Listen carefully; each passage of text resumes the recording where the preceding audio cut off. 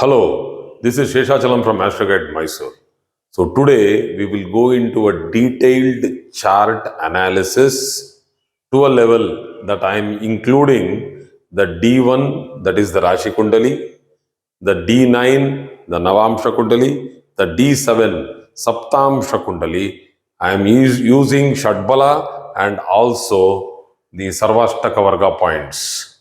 So I have not taught Shadbala and Sarvashtaka Varga points. We'll be doing it later, but because of lot of demand that I need to give some practical charts. So I am giving you the practical charts here, and this is a chart of a person who is somewhere around 50. So let us go into the details of this horoscope. This is a chart which is to be understood to understand multiple IVFs, one after the other IVFs. The craving for having children is a natural, yearning for a woman in this world. So, but to what extent can a person go to continuously, fight with her own body self to get, a child? So how much can she try? What is the persistence? We should understand this, and let me explain every single point to you as to why the IVFs did not go in her favor. I will also be putting next, I'll be coming to charts where IVFs have become successful and come out very well.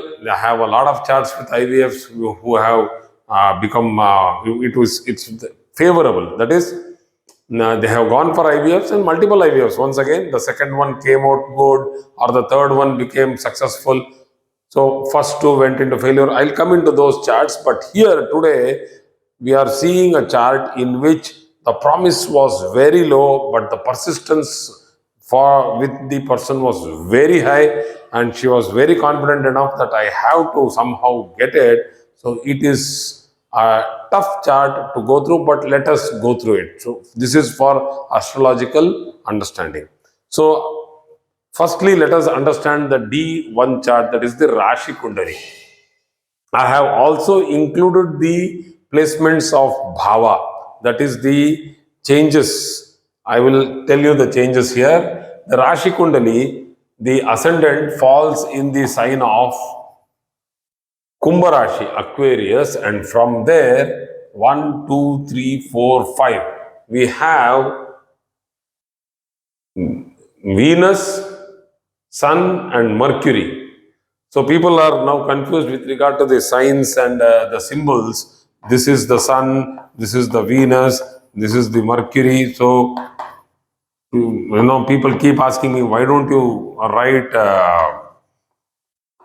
the words itself? But it is not easy for me to transact with the words. So this is Mars, here is Ketu, and this is Rahu, Jupiter, then we have Moon, and then 1, 2, 3, 4, 5, 6, 7, 8, and I think this is Saturn. So these are the symbols, and that is how it is. I have made a video to understand the symbols. I think it should be in class 1, 2, 3, 4, 5 within that. So if you want that, you can go through that and understand how these symbols have come into place. So here the ascendant is Aquarius, and we have Venus, Sun and Mercury in the sign of Gemini, Saturn in the sign of Taurus. Let me write that fellow in the center. Okay, because all planets in which I have not put any, let us say, the degrees, they will stay there itself. That is the house. But where I have put the degrees, that is because if it is 22 degrees and 45 minutes ascendant, I take 15 degrees on either side and then carve out the house. So 15 degrees on either side means this will be at 7 degrees and 45 minutes. 7 degrees and 45 minutes from Aquarius till Pisces includes the first house. So it is 7 degrees 45 minutes plus 15 degrees will give you 22 degrees 45 minutes, and plus 15 degrees will give you 37 degrees and 45 minutes, and I remove the 30th degree and I get 7 degrees and 45 minutes. So that same thing will happen, and that means any planet which is sitting within 7 degrees and 45 minutes will be giving you the results of the previous house, but it is very much posited in the same Rashi. Venus is in sitting over Mrigashira Nakshatra, third pada, and Sun is 100% sitting over Mrigashira Nakshatra, fourth pada of Mithun Rashi, that is Gemini. But with all that, it will be giving you the results of the fourth house here. So these are all very important small things which we should know. Both Mars and Ketu are in Karkataka Rashi, that is Cancer, but they are also behind. Because they are once again within the, so behind in the sense that this part of Karkataka Rashi till 7 degrees and 45 minutes, I am taking the equal Bhava midpoint method. I am not taking the exact length of the Rashis, which we also know that Hrasva Rashi, Dirgha Rashi and Samarashis are present. So let me take the exact point. I am taking the equal Bhava midpoint method. So there are no planets here, so that means the sixth house is vacant, and these Mars and Ketu go into the fifth sign. Okay, Moon actually gets into the seventh sign. So Moon into the seventh sign. So this is a little complicated, but please work on your astrological intelligence a little bit. Then you will get this small things easy. So we have Jupiter. I have not written anything there. So it is in Sagittarius, and we have Rahu. Anyway, when Ketu goes there, Rahu also comes and sits along with Jupiter in Sagittarius. So the closeness of the planet you can understand if you see the Navamsha Kundali, the D9 chart. So when we go to the D9 chart, we should understand the strength of the planet, whether the planet is gaining strength or not. But anyway, the strength of the planet is to be understood by understanding the Shadbala. So this is the Shadbala, and this is the Sarvashtaka Varga of the houses. So Shadbala, Jupiter is retrograde at 0.98. That means it is weak, or let us say moderately weak, not very weak. Then we have Mercury, very well placed. Venus is showing strength, but it includes what we call as the retrogression strength, or what we call as Cheshta Bala. So the strong Cheshta Bala can give it a negative strength. So let us see. Cheshta Bala is not always negative. It has other important factors, but in this case, where we are talking about progeny, put a big question mark there because it is tough in this chart. So we are talking about progeny, and that is why this Cheshta Bala, I am considering it as negative. So going to the Saptamsha, we can see the promise of a child from the Saptamsha. First we need to see from here and then come back here, and then we need to correlate. So the strength of the planets from Navamsha, the promise of a child from the Saptamsha, and the real chart with the D1, that is the Rashi Kundli and the Bhava Kundli, have to be analyzed. So now let us go into the chart in detail. The Karaka for the fifth, that is the Putra Karaka, is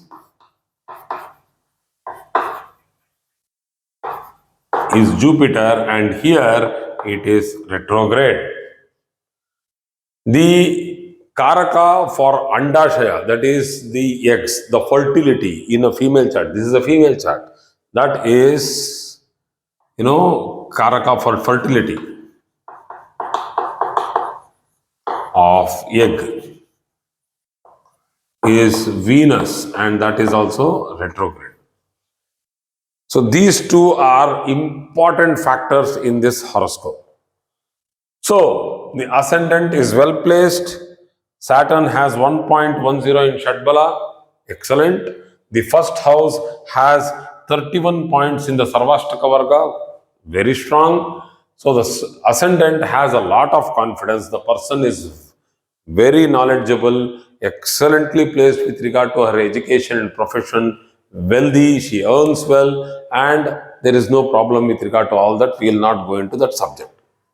But that is very important to know whether she is having lack of confidence, whether is very frail, she is not well to do, she doesn't know how to lead, what next is it's going to happen, she is always afraid, nothing like that.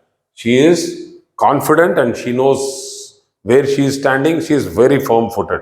So there is no problem with regard to all that. But there is a craving that I need a child, I need to have a child. Let me bear a child. So, the fifth house.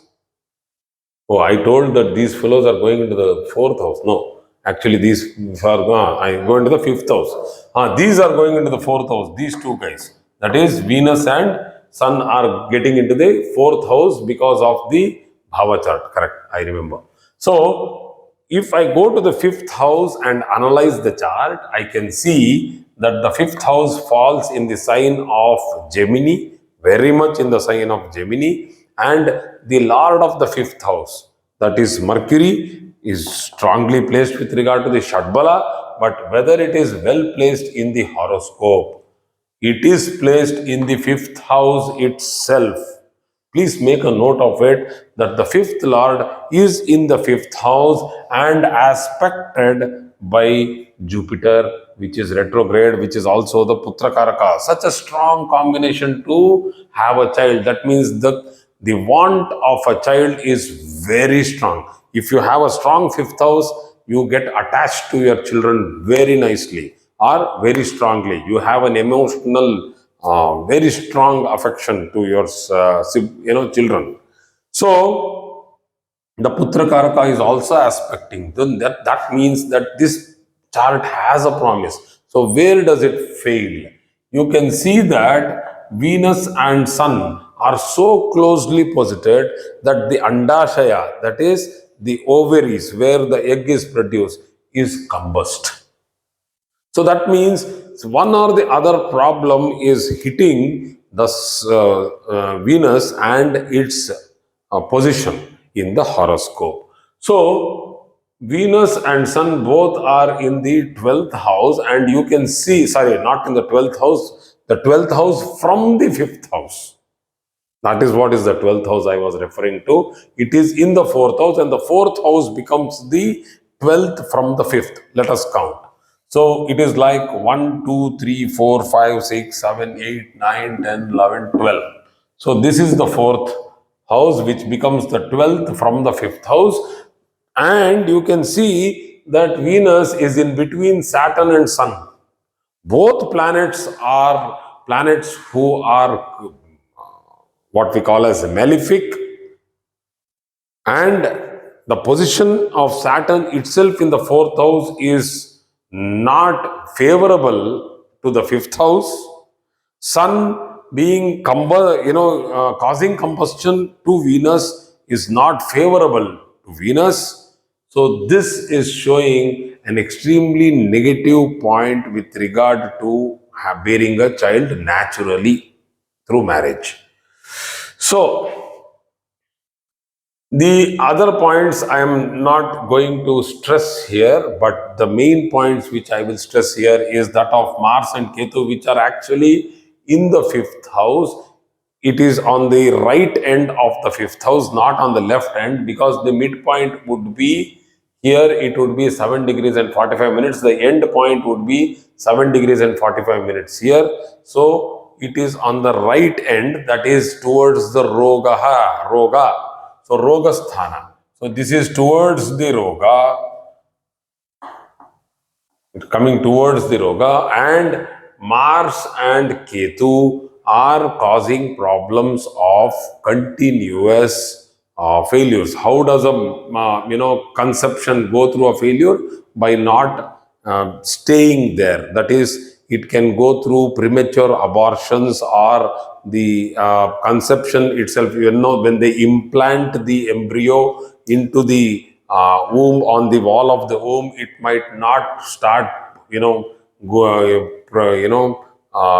a root or an umbilical cord, whatever we say. It doesn't get attached, and it might stay, or it might get attached and then again you know flush out, whatever the terminology of medical is. So this is a strong negative for this chart, that that Mars and Ketu are in between, or more towards the right end of the fifth house. This right end and left end. This Mercury is close to Mars and Ketu, and this combination of Mercury, Mars, and Ketu is not a good combination at all. So we can also see one more point here, that moon gets into the seventh house, and there is an aspect of moon over the ascendant, a slight aspect, not a great strong aspect, but still this moon is the sixth lord, Rogasthana So with all these problems, the native has not gone into a position where she could naturally conceive or naturally bear a child. So then they went into IVF. So not once or twice, they have gone into IVF multiple times, 3 times or more than that.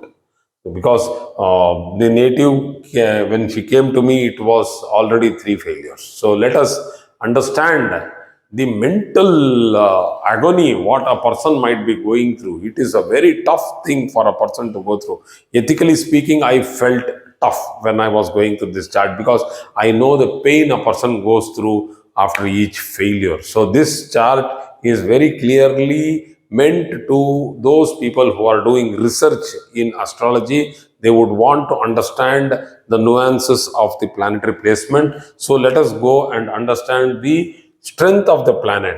All these planets, the 4 planets, that is particularly, let us go for Venus and Jupiter, and then we will go for the other planets. So Venus is placed in its own sign in the Navamsha Kundali, which is very good, excellent.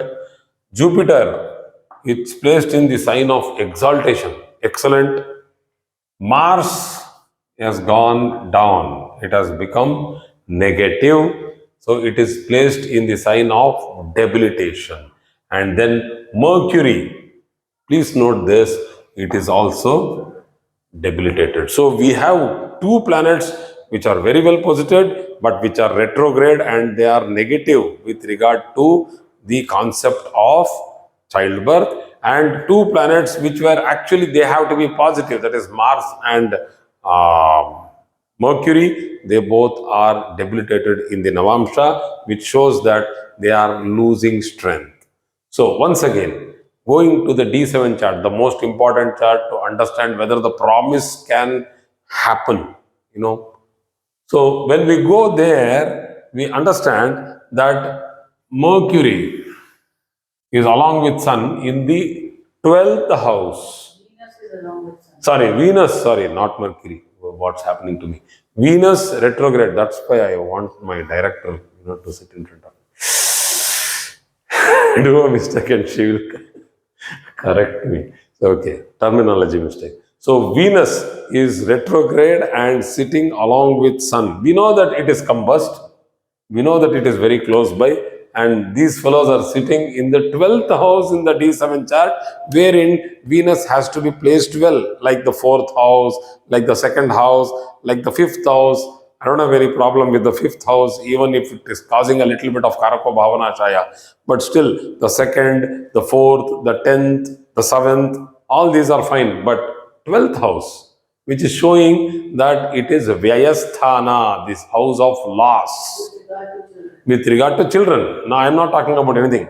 She is finally well settled abroad and she is doing very well with her regard to her job. That's all fine. But this is showing some negativity. So, the fifth lord, Mercury, in the chart, fifth lord Mercury in the chart is placed in the fourth house. Once again, it is the 12th from the fifth house.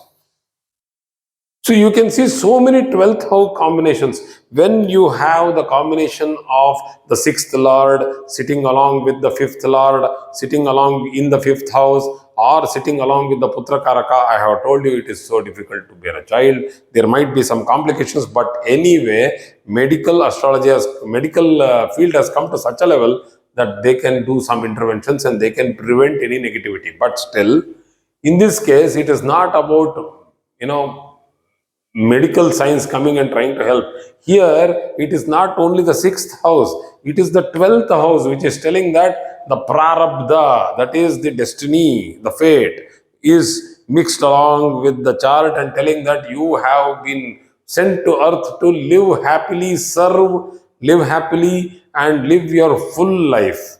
Do not unnecessarily get into all these childbirth headaches, but still the craving will be there. Another important point here is along with Rahu Ketu axis, the fifth lord, that is, I was coming to Mars. So the Mars, which is the fifth lord, is sitting along with Ketu, and it is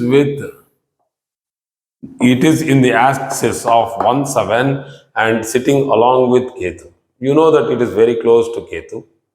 So it is sitting along with Ketu in the Saptamsha Kundali.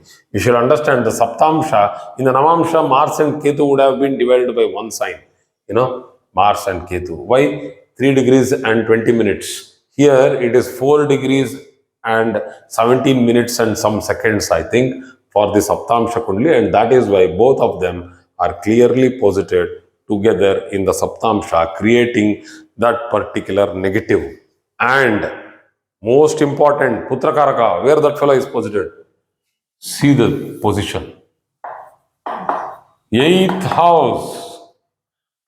So where we have 8 and 12 and 8 and 12 repeatedly hitting, it is showing desire and failure. Desire and failure. So tough to handle. So please understand that these charts simply don't, astrology is not magic that you do something or it's not that, just tell something just like a guesswork. We do all these practical mathematical calculations coming down to the Dasha Bhukti. So you need to at least have a favorable Dasha, that is the planetary period, which is going to be favorable to you to, help you, support you, push you forward in that particular period of time. And then now, if you see here, the person has gone through 16 years of Jupiter Mahadasha. 16 years of Jupiter Mahadasha, when she has frantically tried all the 3 IVFs. So the IVF period. So Jupiter in this D1 chart is retrograde and is in the 11th house, which is the 6th from the 6th. Rogat, Rogasthana. That is 1, 2, 3, 4, 5, 6 and 1, 2, 3, 4, 5, 6. Rogat, Rogasthana. Jupiter is in the 6th from the 6th. That means the 11th lord is a malefic in any horoscope. I have discussed about it in detail in my earlier videos, many videos. So I don't have any one pinpointed video for that. But yes, it is a malefic. 11th house is good when other planets sit in the 11th house and give you profit, that is Labhasthana. But 11th house should not be only spoken with regard to making money and profit. She has a lot of money. No problem with regard to money. But it is Roga, that is, it is controlling the 6th house.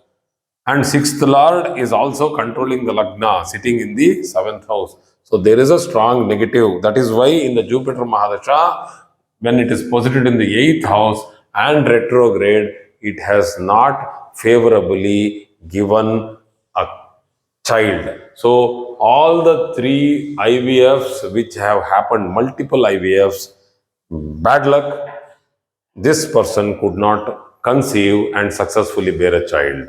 So, in the next few videos, I will be very in detail. I will be discussing about not one or two. Let me see how many charts I will get. But I will be doing like this, a detailed chart over IVFs and their success and happiness also after a child. So, thank you very much for today's class.